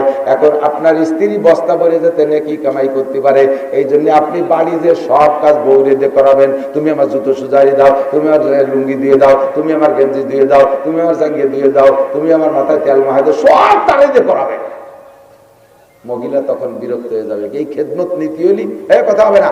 খেদমত নীতি হলি সিস্টেম আছে। আপনি দিন করে পিএস উঠেছেন, ওই পিএস তো বাড়ি বিটিরা কাটিয়ে কুটিয়ে সাইজ করে না। আপনি মাঠ বাইসে নিয়ে তুইছেন, বিটিরা আর বেড়ে নাড়ছে, তারা তো বসে থাকে না। আপনি ধান কাটিয়ে নিয়ে মলিয়ে তুই চলে গেছেন, বিকেল বেলা চার দোকানে গাপসায় বেড়াচ্ছেন, সেই বিটি পেটে একটা, ফিটি একটা, কোলে একটা, কাকে একটা, বুড়ো বুড়ি শ্বশুর শাশুড়ি মরে মরে বাপ 8-10-12 জন কিষেনের ভাত লাইন দিয়ে উঠোন লেপছে, 400 ধান সেদ্ধ হয়ে সেদ্ধ শূন্য করে আবার 3-4 বার ম্যাগে দাবড়াইছে, এর সব কিছুর উপেক্ষা করিয়ে গোসাই গাছায় 3 ওয়াক্ত ভাত লাইন দিয়ে, সে বিটির কি পাশ সুতো আছে? আর রাত্রি যায় সে আমার মাথায় একটু তেল মাহাই দাও। সেই সময় বিটি কি করে, তুমি ধান কাটছো, আমি কি বাড়ি তামুক খাইছি নাকি? তোমার মাথায় তেল দিতে আমার মাথায় দাও, তুমি দাও না, আমি দেবো না, দুটো গুতি লেগে যাবে না রাত্রি। এই জন্য তেল নেওয়ার সিস্টেম হলো এই কষ্টের পর এই পাশে কথাই কবে, কথাই কবে, ওই লোক কথাই কবে। পথ হোক একটু বুঝতে হয় যে ওয়াজ আছে, একটু চুপ করে চলে যাই। খেদমত নেওয়ার সিস্টেম সেই দেয়, তারপরে মুনাজাত করে দেবো। খেদমত নেওয়ার সিস্টেম হলো, যদি স্ত্রীদের এই নেকি কামাই করার পথ খোলা রাখতে হয় খুব সামঞ্জস্যতার সাথে, আপনিও সংসারে পুরুষ, সেও সংসারে মহিলা, উভয় কাজ করে সংসারকে গড়িয়ে উঠেছেন। আপনি খালি পাইকারি খেদমত নেবেন, তারে কিছু করবেন না, তত না। খেদমত যদি একটু নীতি হয়, রাত্রি বেছেনে ছেলে মেয়েরে শোয়াই দিয়ে দুইজনে যখন আলাদা বেছেনে যাবেন, শস্য তেলের শিশি একটা নিয়ে যাবেন, তুমি দিনগুলি কত কাজ করছো, তোমার তো মাথা ব্যথা হতেছে, আসো তোমার মাথায় একটু তেল দিয়ে দিই। এই করে যখন আপনি তেলের শিশি হাতে নেবেন, লাগ দিয়ে হাতের থেকে কাড়িয়ে নেবে, আপনি শোন আপনার মাথায় দিয়ে দেয়, সহজে তেল পাবেন। আর যদি আমার একটু তেল দাও, তুমি আমার দিয়ে দাও, তা নাহলে দিব না। এই দুটি মাথা বাড়ি বাড়ি ঘুম শেষ। আপনাকে বিব্রত রহিতে আসে নাই কেহ বলি পারে, সকলের তরে সকলে মোরা, প্রত্যেকে মোরা পরে তরে। আমি যদি ইচ্ছা করি, আমি যদি বলি যে এই যুবকরা, এই এলাকায় আমার বহুত ভক্ত যুবক আছে, আমার কাপড় চোপড় ময়লা হয়ে গেছে, রাস্তায় রাস্তায় থাকি, আর তোরা আমার কাপড় করে একটু ধুয়ে দেয়, ধুয়ে দেওয়ার লোক আছে না? বিশেষ করে মাদ্রাসার ছাত্ররা আছে না, স্কুল কলেজের যুবকরা আছে, বহুত মহব্বতের বন্ধু আমার আছে, এক করে ধুয়ে সাথে ধুয়ে আয়রন টাইরন করে দেবে। কিন্তু আজও পর্যন্ত আমি আমার কাপড় চোপড় বাড়ির মহিলাকে দিয়ে ধোয়াই না। আমার কাপড় আইসকেও গুটি খানিক ধুয়ে বুলু টুলু দিয়ে সাইজ করে ধুয়েছি। আরো মাঝে মাঝে বাড়ির কাপড় চোপড় আর এক গাদে আমি ভিজে ধুয়েছি। ইনশাল্লাহ মাহফিলি শেষে বাড়িতে সেদিন ধোবো রাতা নাই। আর ওয়াজের সিজন শেষ হয়ে গেলে গাই আছে দুটি, গাছ তো কাটি রীতিমতো আমার মাথায় আছে, কাশি আছে 5 কাঠ, ডাঙ্গার কাজ, ক্ষেতের কাজ, চকের কাজ করা সব আছে। আমি উঠোন ঝাড়ু দিই, আমার বাথরুম আমি নিজে পরিষ্কার করি, পুরো বাড়ির বাথরুম আমি সাফ করি। তা বাড়ি বিটিরা কি ঘাস কাটে নাকি? বিটিরাও ঘাস কাটে না। অনেক বড় বাড়ি আলহামদুলিল্লাহ, 5টা-7টা ছেলে মেয়ে, আমার বুড়ি মা আছে, বড় ছেলেটা প্রতিবন্ধী, 2টে রুগীকে পালা লাগে, অবিরাম মেহমান আসতে তালেই আছে।